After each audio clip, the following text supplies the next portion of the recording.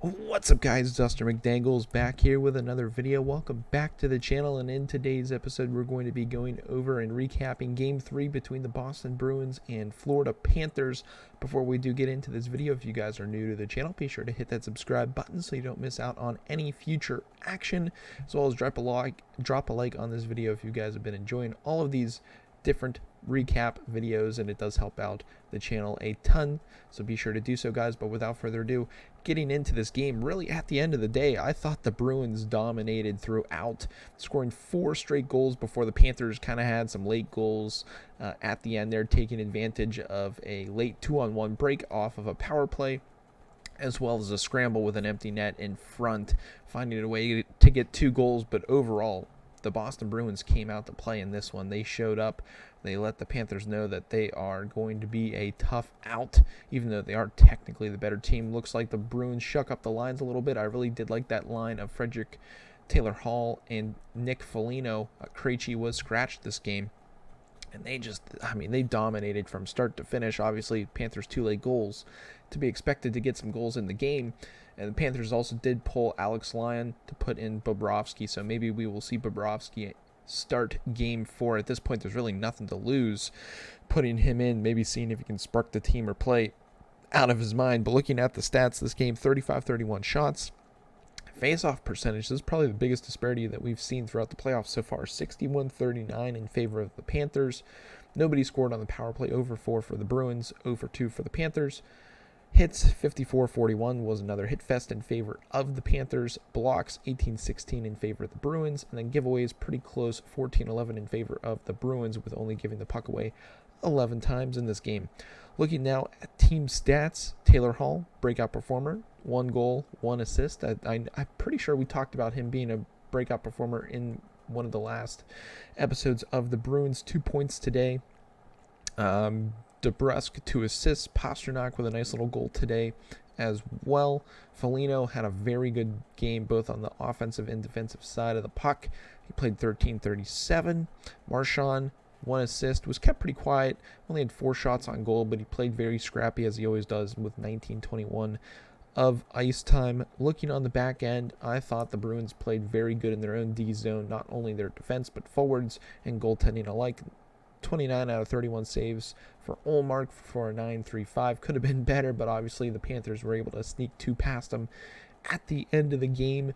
But overall, the defense looked very good. Orlov offensively looked very dominant today. He was actually below the goal line at some points, weaving and bobbing and finding ways to create chances, with 2 assists today for him. And then looking at the Panthers, kind of a quiet game. I don't know if it was nerves or just not really able to find a flow in this game until the very end, when it was kind of do or die mode, and they were trying their best to get back into the game, but just couldn't do it. It was a little too late. -2 for Declare. He hasn't really looked good at all this series.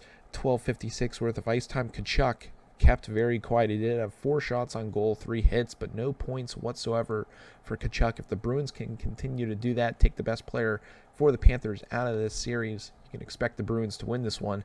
He also had 21.57 for a forward. That's pretty insane. Luostarinen, 1 assist on the day. Reinhart with a goal.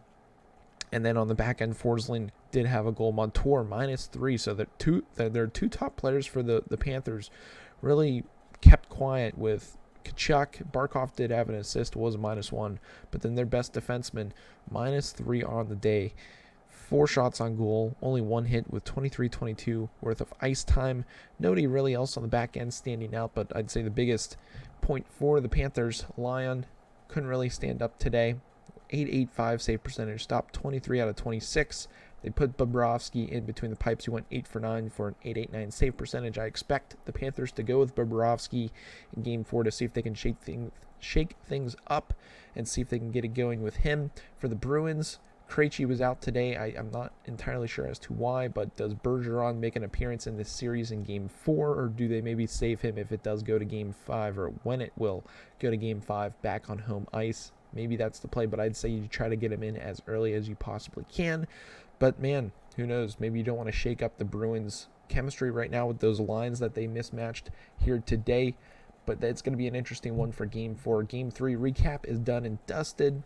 dominant performance from the Bruins until the very end, where the little chink in their armor with 2 goals that the Panthers did score in kind of scrub time. But it wasn't really scrub time because their starters were still out there. Anywho, you guys get the point.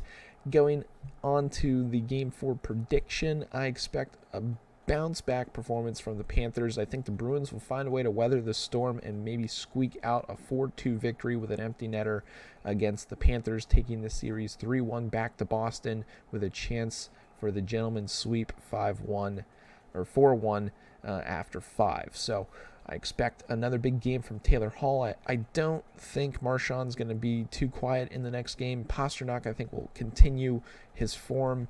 And I think Ullmark is going to really keep them in the game with the Panthers firing on all cylinders in Game 4. On the Florida Panthers side of things, they need some players to step up. Colin White, Sam Bennett, Sam Reinhart. They need Kachuk to get back on the board. They need Barkov to really get going if they want a chance to get back in this series. Ekblad and Montour on the back end need to play rock solid as well as contribute on the offensive side of things.